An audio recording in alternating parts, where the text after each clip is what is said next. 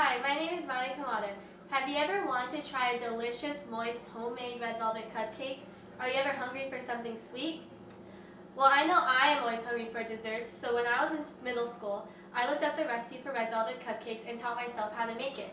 Now, 6 years later, I tweaked the recipe so now it's easy to make and incredibly delicious.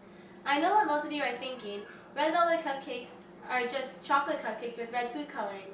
But actually, red velvet cupcakes have buttermilk and cocoa powder, which makes it unique from a regular chocolate cupcake.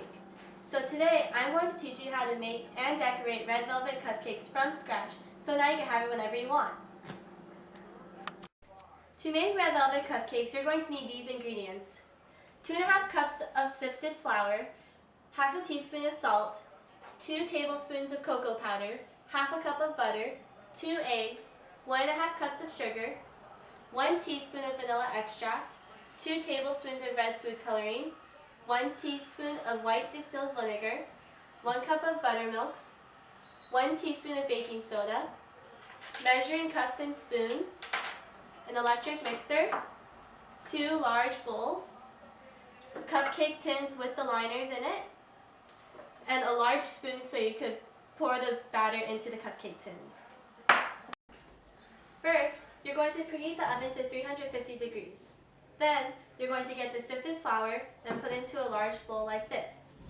Then you're going to add the cocoa powder and the salt and mix it all together. Then, you're going to get the butter and beat it until it's soft and it looks like this. Then you're going to add all the sugar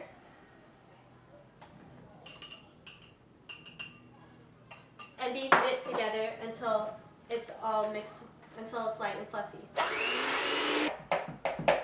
So after it's finished mixing, it should look kind of like this. Then you're going to add the eggs in one at a time and beat it until it's well combined. Now you want to be careful with electric mixers because sometimes they can get kind of out of control, so you have to make sure you have a good grip on the mixer and on the bowl. And make sure when you crack the eggs too, you don't get any eggshells inside the batter, because then you don't want eggshells in your cupcakes. That's just kind of gross.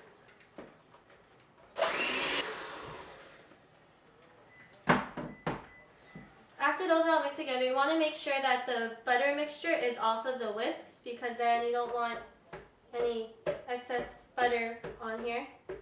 Yeah. So after that, you're going to add the 1 teaspoon of vanilla extract, and you're going to mix that until it's well combined.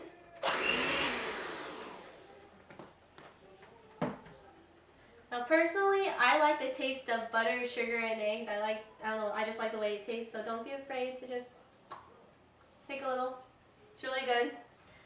Okay, so just put that aside. And after that, you're going to get the buttermilk, 1 cup, and in the measuring cup, you're going to add the red food coloring. Now this definitely do not get on any of your clothes because it will never, ever, ever come off. And then you're going to mix it all together until it basically just looks like red milk. Now the buttermilk, it's kind of more thick than regular milk, so it's going to be kind of hard to mix, but it should look like this in the end. You want to make sure you get all of the milk mixed in together. So try and get a clear measuring cup so you can see it all.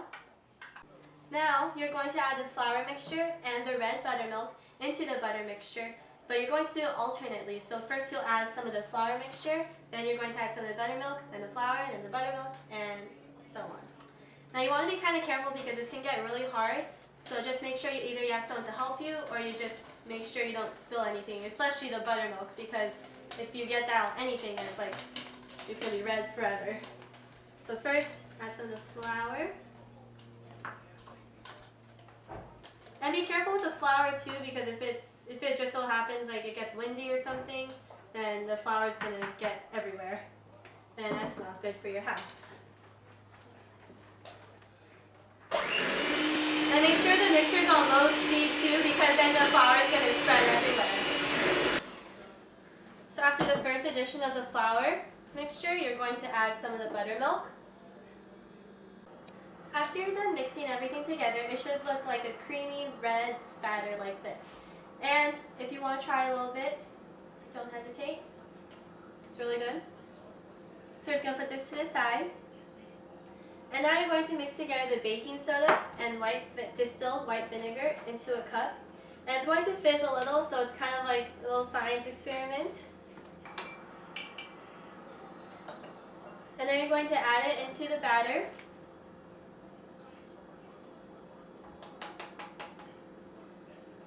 And you're going to fold it into the batter until everything is well combined together.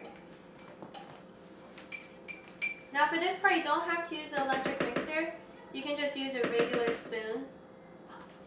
And you're going to mix everything until it's all well combined. So after everything's mixed together, you're going to want to put your batter in the cupcake tins. So you want to get like a large spoon, kind of like this, so it's deep enough that it can pick up a lot of batter. You're going to pour it into each cupcake tin and make sure it's full, maybe about 2/3 full, so you give it room to bake. Because when the cupcakes bake, it's going to rise. So you don't want to fill it all the way to the top because then it's going to be really big. But then you don't want to make it too small either because then it's not going to look very pretty. And you want to make sure you don't get any batter on the sides of the cupcake tins too, because then it just makes it really messy and really hard to clean. And throughout your whole cooking process, you want to make sure you keep your kitchen clean too, so you don't have a huge mess to clean up later. So after you're done filling them all up like this, you're going to put it in the oven and bake for 20 to 25 minutes. Now, before they're done, you want to check that they're cooked properly. So you just get any toothpick and poke it in the center of any cupcake, and if it comes out clean, then you're done. And if you have any extra batter, don't just throw it away. You can eat it. It's okay. It's not going to kill you. So now I'm going to go eat my batter and wait for this to cook. Once they're done cooking, you're going to take them out of the oven and make sure you use an oven mitt or a towel or anything because the pan will be very, very hot.